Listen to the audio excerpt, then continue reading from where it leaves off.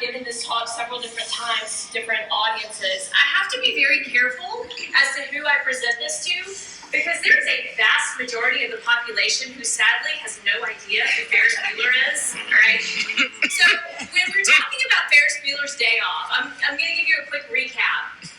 That this was a movie that was filmed in 1986, which, if you've just done the math real quick, that was 34 years ago.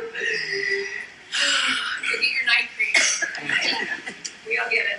All right. So it was filmed in 1986, and it was about a boy named Ferris Bueller who had just a knack for skipping class and not getting caught. All right. So the movie is filmed in Chicago, and it's about him having one last big hurrah before he graduates, and how he convinces his hypochondriac best friend Cameron to skip class with him, and they spend the day going to the Sears Tower and going to a Cubs game and all kinds of fun stuff, right?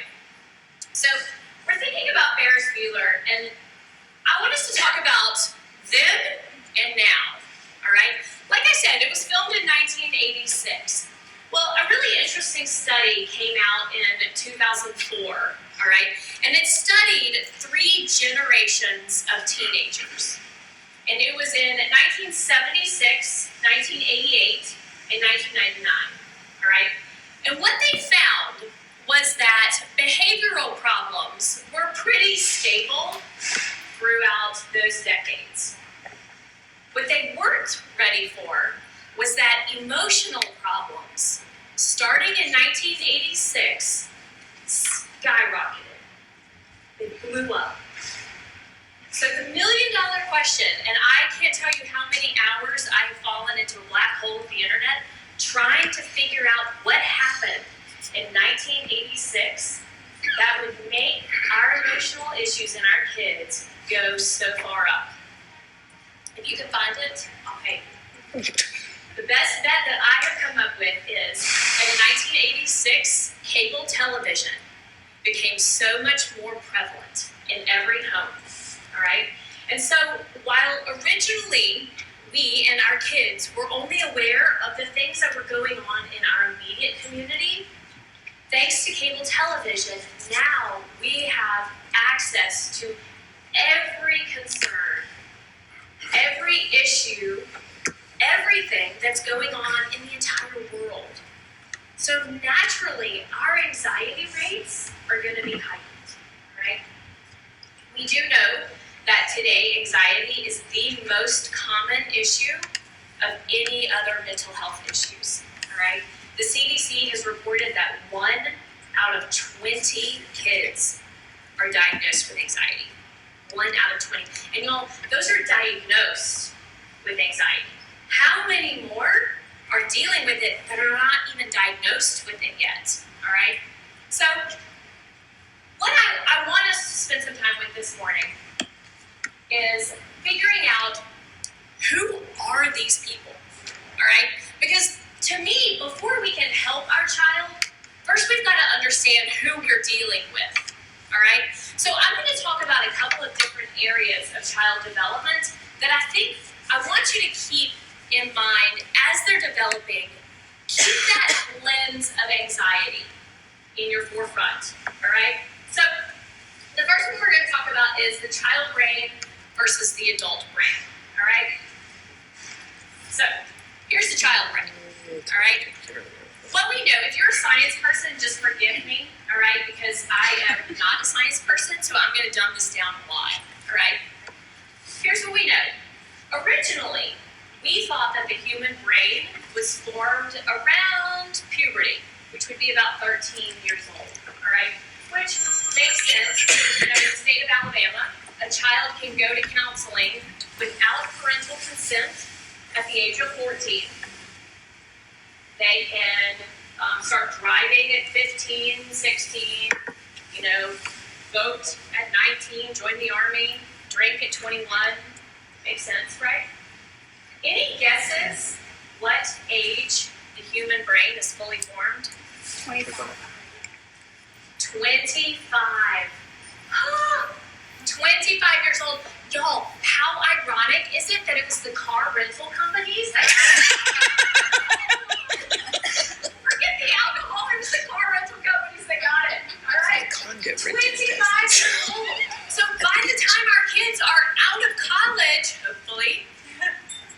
65 years old, that's when the human brain is fully formed, all right?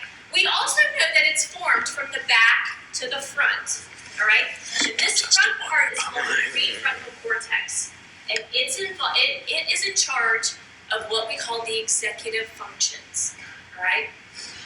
Decision making, impulse control, prioritizing, organization, also emotion regulation, empathy, right? Think about that in terms of anxiety, right? I have a child who, when he has multiple tasks to do, he has no idea what to do. He completely shuts down. It stresses him out and his anxiety gets off the charts. And this is why now we can understand that the brain isn't formed until 25 years old, all right?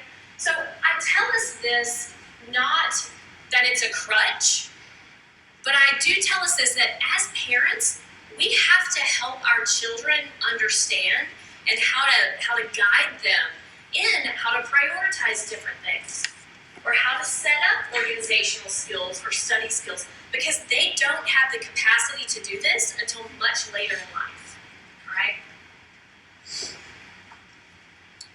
So another aspect that I want us to talk about is the emotion studies, all right? So there are several universal emotions that we have identified, all right? So if you were to go to the most remote parts of the earth and did the sign, people would know that that's a universal emotion for fear, all right? So they have identified these 6 universal emotions.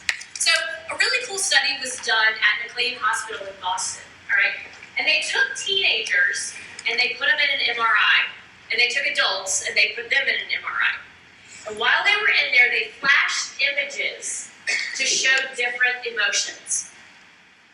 What they found was, and then they asked them what the emotion was, all right? So what they found was that the adults correctly identified the different emotions because they were using, the prefrontal cortex to identify the emotion, all right? But remember, kids don't have that developed yet. So what they found was when they put the adolescents in there and they flashed the emotion to them, the adolescent was using something called the amygdala, which is the emotion center of the brain, to identify these different faces, all right? So what we understand now is that kids were confusing fear and frustration with anger. They couldn't get the emotions right. They don't understand that yet, all right? So you gotta think in terms of anxiety.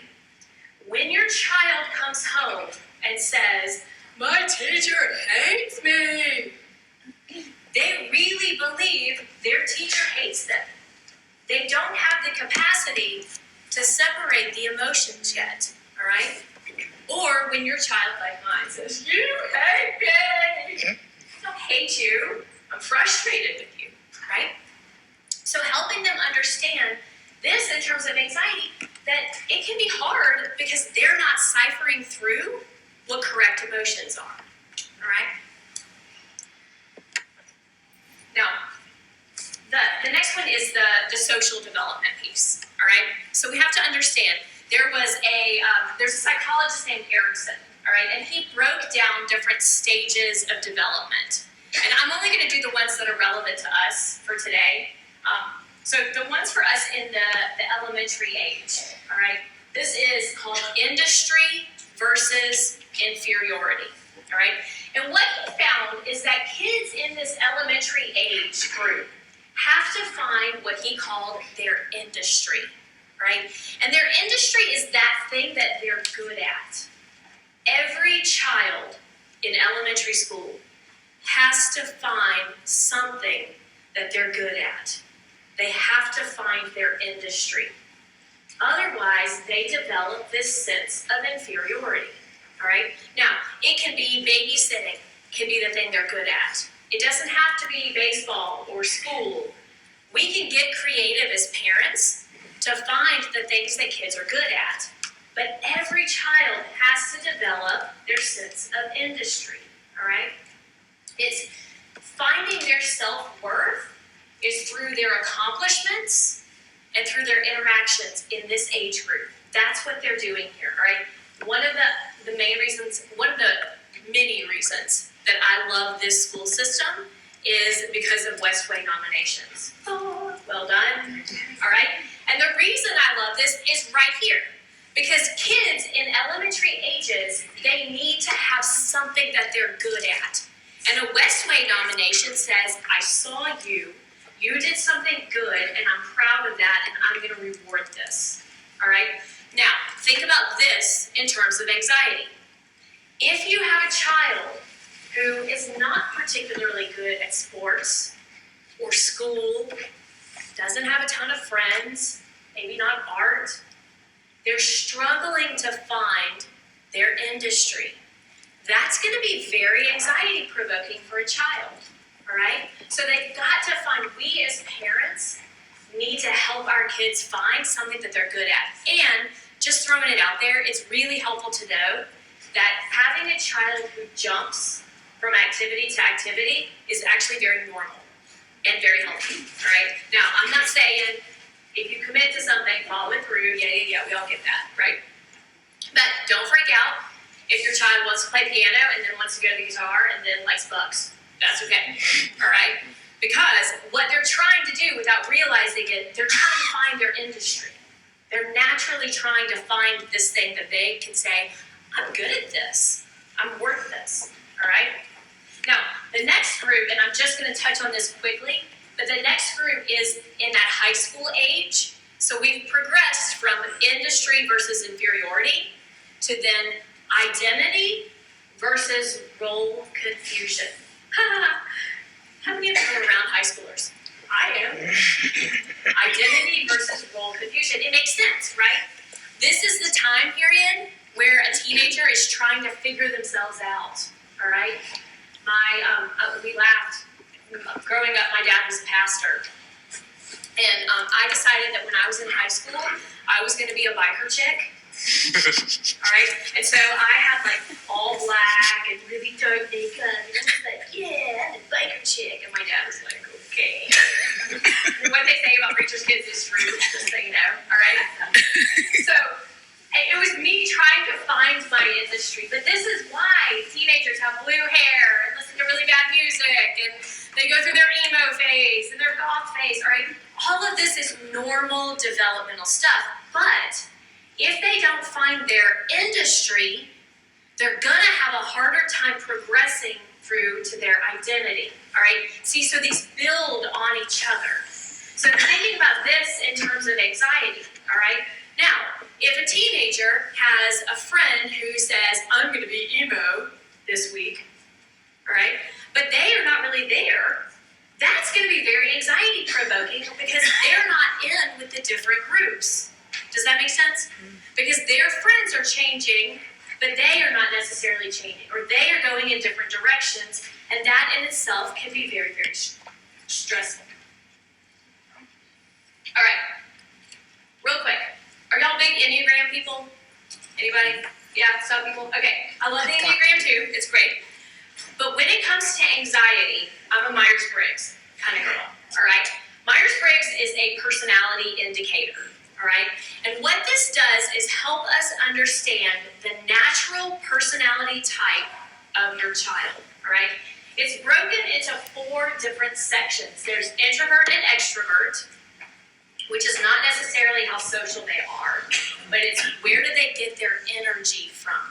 All right? What energizes your child?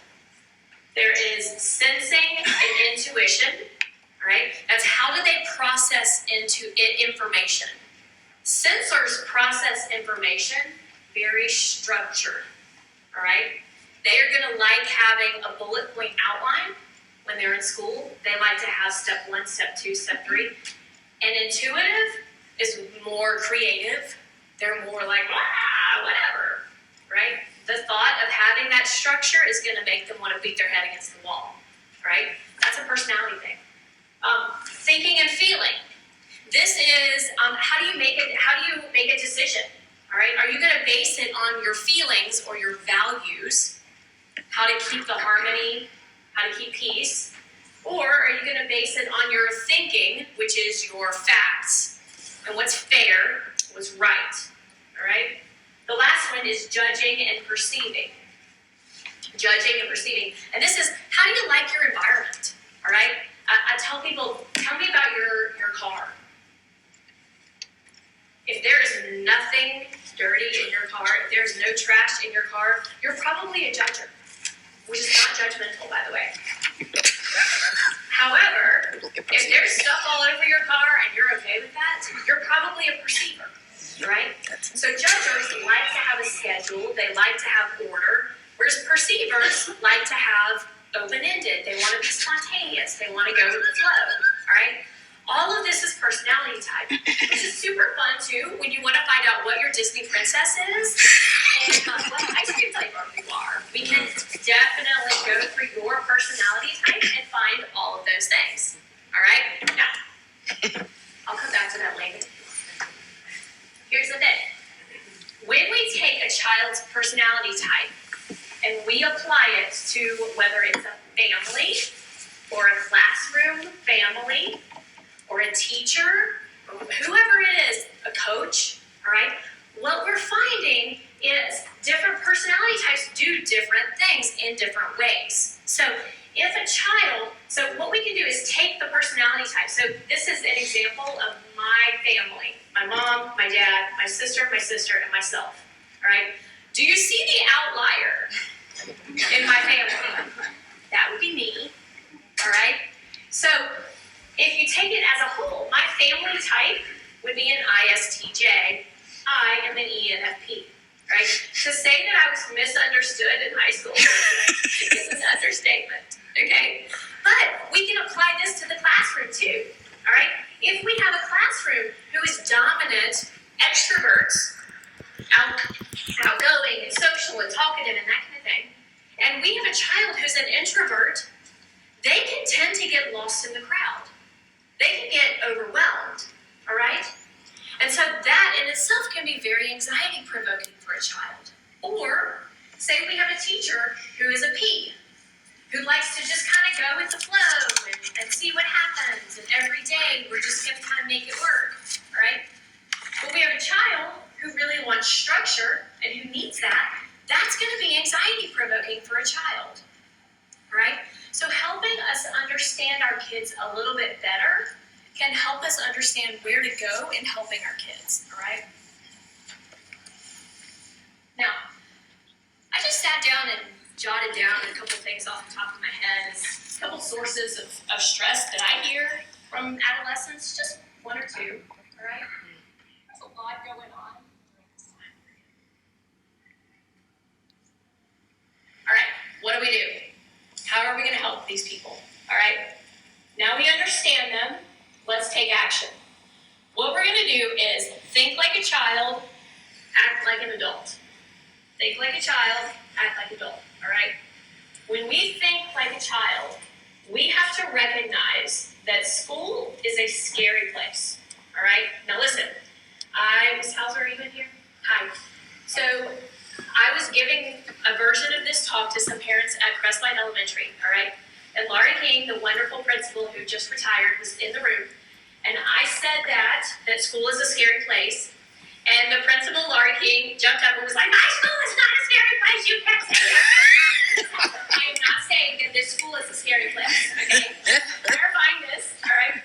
But for a child, school can be a very scary place, all right? You gotta think about it. Every day is a performance review. Every day. Every aspect of every day is a performance review. Academically, athletically, socially, materialistically, romantically.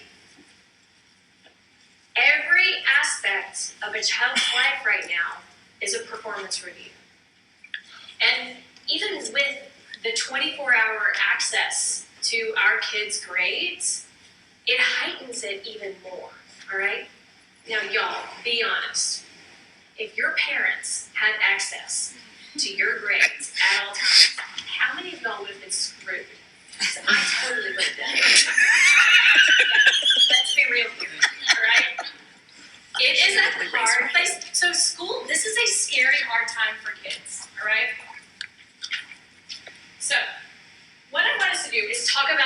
categories of stress that we can identify for our kids, all right?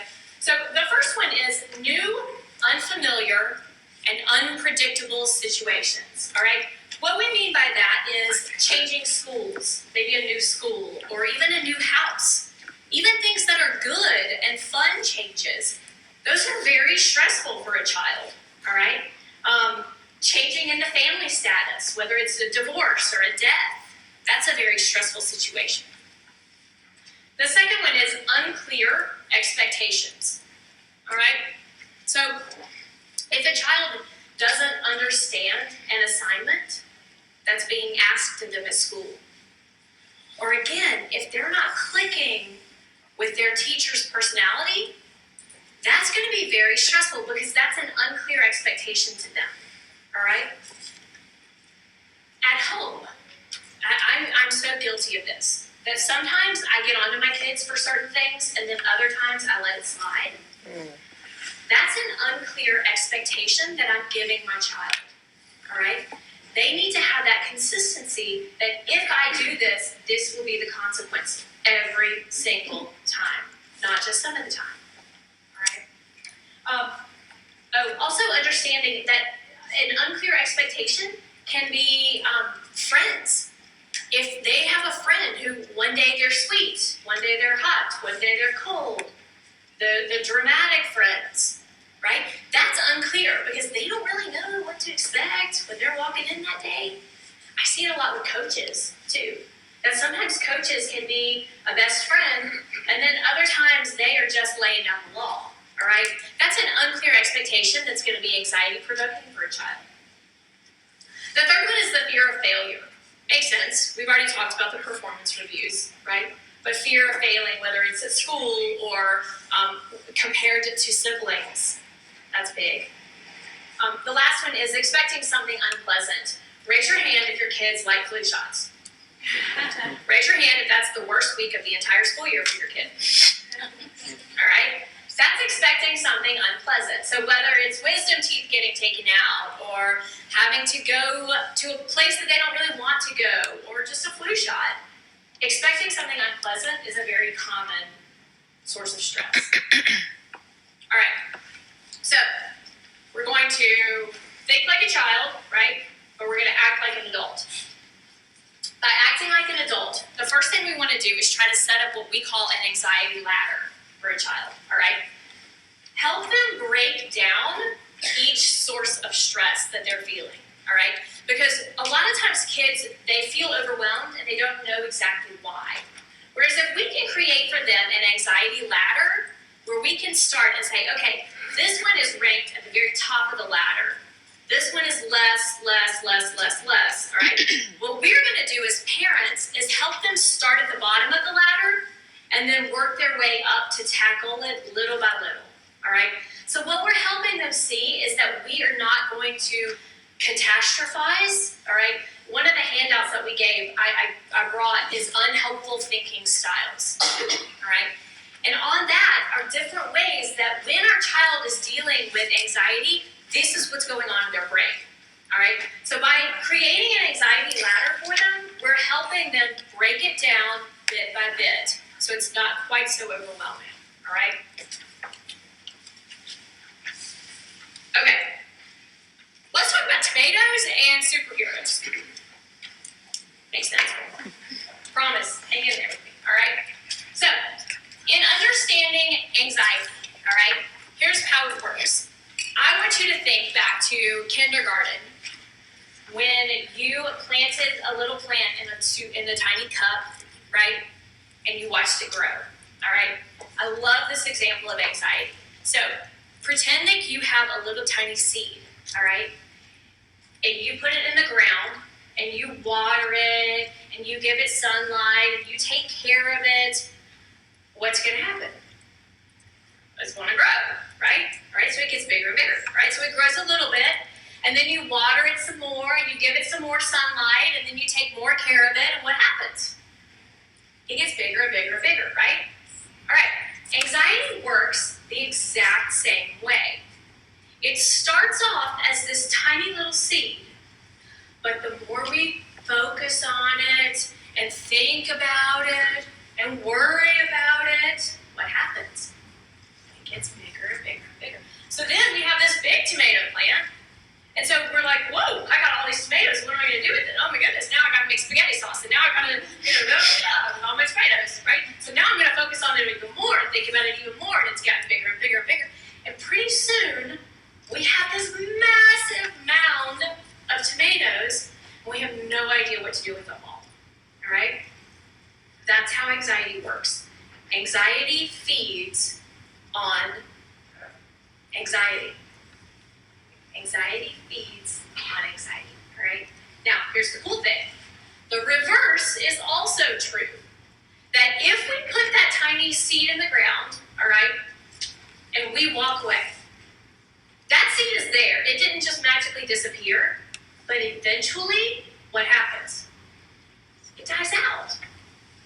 That's how anxiety works. If we're willing to tolerate that discomfort, that seed, eventually, our anxiety is going to go away. It's going to subside, all right? So helping kids understand two things that are really cool. Number one, nobody has ever died from anxiety. Hadn't happened. Not going to happen. Number two, the other thing is, it always, always, always goes away. Always. Usually takes about 20 minutes, but it always goes away. All right? So helping them understand the nature of anxiety through that tomato plant analogy. I got that from a book, by the way. I didn't make that up. But I love that picture. All right? So I also think it's important that we help our kids understand what happens with anxiety. So let's talk about superheroes for a second. All right? So anxiety happens because there's a part in your brain that thinks there's something it needs to protect you from, all right? That part of the brain is called the amygdala. Do you remember we talked about that when it came to the emotions? That's the part of the brain that our teenagers, our children are using to identify emotions, all right? That's where anxiety comes from. It's in your amygdala because your brain thinks that it needs to protect you, which is great. If you are getting chased by a crazy dog, you want your amygdala there to help keep you safe, right? Because when your amygdala thinks that there's a threat, it's going to release oxygen, adrenaline, and hormones to help fuel up your arms and your legs to help you either fight or flight, right? That's where this comes from. So anxiety is your body's way of trying to protect you, but it's happening at the wrong time, all right? So when I'm working with kids, I liken it to your own personal superhero, all right? And so if I have kids in my office, I'll have them draw pictures of their superhero self, all right? If you were a superhero, who would it be? By the way, my name is Amazing Alice, and I wear these stinking hot pink boots, and they're amazing, and I have a glitter cape that I like sprinkle as I fly. That's my superhero self, all right? So for your child, help them create their superhero self that lives in their brain. Because what do superheroes do? They jump in and they try to save the day, right? That's what their brain is trying to do. It's just happening at the wrong time, all right? Now, here's the thing. Our brains are doers, not thinkers. So your amygdala, when it thinks that you're in danger, it is automatically going to react, all right? It is not going to take the time to assess a situation first and then decide if it needs to react, all right? So your amygdala might see dog chasing me, and it automatically reacts without even realizing, oh, it's just this cute little puppy, and it wants to play. Your brain doesn't care. It's just trying to protect you, all right?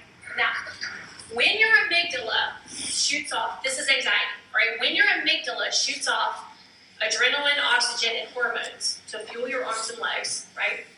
It feels horrible. You feel it everywhere in your body, all right? So your breathing, right? It changes. It goes from to the reason it's doing that is because your brain has decided it's more important to use the oxygen in your arms and your legs than it is for your breathing. All right? So that's why your breathing changes. Your heart starts beating faster. Right? And that's because your brain has decided it's going to try to pump that oxygen adrenaline around your body faster, and that's why your heart rate changes. All right? Some people feel kind of dizzy or lightheaded. They get kind of woozy. They get headaches when they're anxious. And that's because your oxygen levels in your brain have increased and your carbon dioxide has dropped. That's why you feel kind of, all right? What else? Sweating. People sweat, all right? That's your body's way of trying to cool itself down if you have to fight or flight. A big one that I hear is butterflies in my stomach. I don't feel good. I feel pukey. Some kids actually do vomit, all right? Here's why.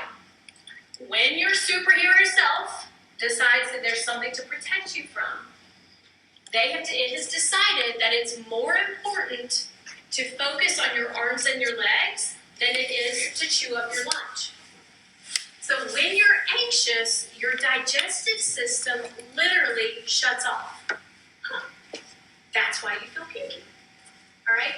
So helping our kids understand that what they feel is very real and it's very healthy because we want all of these things to happen if they are actually in danger, but it's just happening at the wrong time.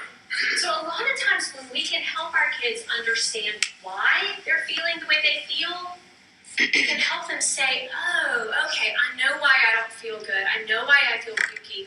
That's because my superhero self, Amazing Alice, is talking to me right now. I can handle this. I understand that.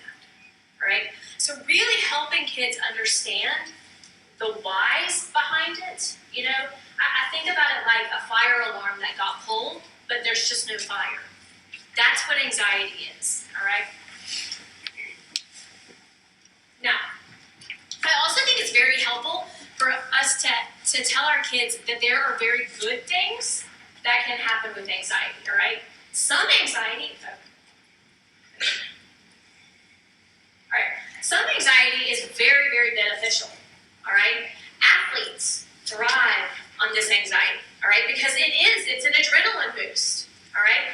It helps to focus. So when a child has a big test to take, some anxiety is very good, all right? We want some of this anxiety. It can be an immune preventer. It helps your immune system, all right? So there are very good things for anxiety to do. However, when it happens too long, that's when we have to intervene, all right? Anxiety for a short period of time, a short burst, very good. Because you got to think, if a crazy dog is chasing you, it's not chasing you for a year, right? It's chasing you for an hour. So short bursts of anxiety, very helpful. Long stretches of anxiety, that's where we have to intervene, all right? When we see that our child is not able to sleep at night, that's a red flag. If they're not able to get out of the car in the morning, that's a red flag, all right? If they are not wanting to go out with friends anymore, they don't want to spend the night with other people, those are all red flags that we need to pay attention to, all right? The basic question is this interfering with our daily life?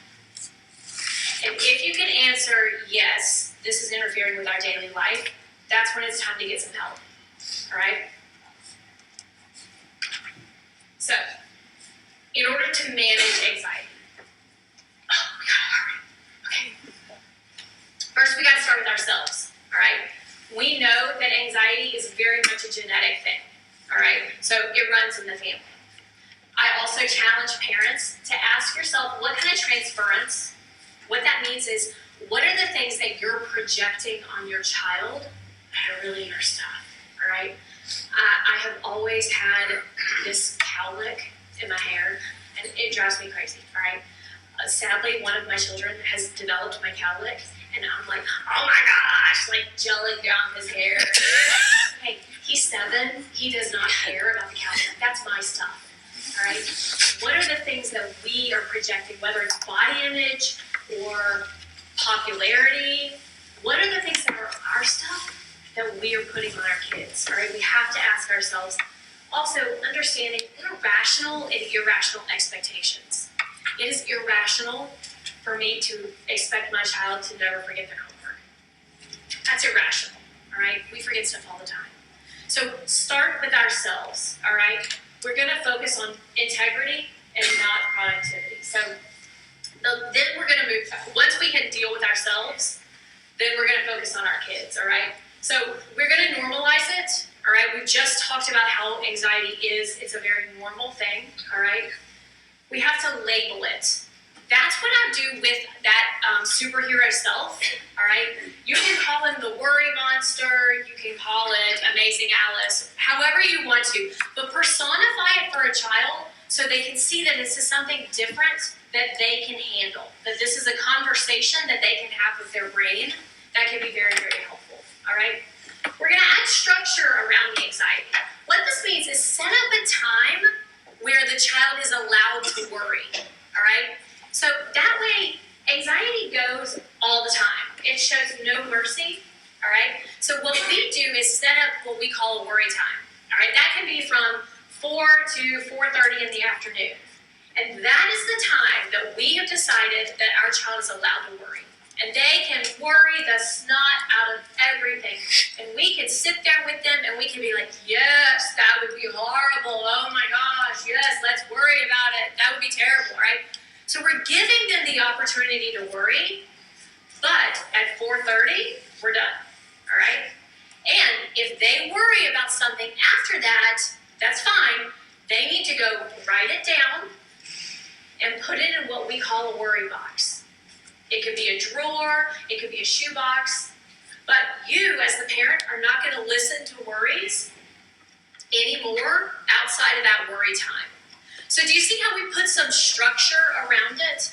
And that way they can still deal with it. We're going to come back to it. If they want to pull out their worry box during worry time, then we'll go through all of it, all right? But what you find is when we stop paying attention to it, the anxiety subsides, right? Because anxiety feeds on anxiety. So the more we play into it, the more they play into it, all right? So we have to rein it back in a little bit, all right? Practice exercise, but balance with relaxation and mindfulness, all right? Exercise, the reason exercise works is because it's naturally burning off that oxygen, adrenaline, and hormones, all right?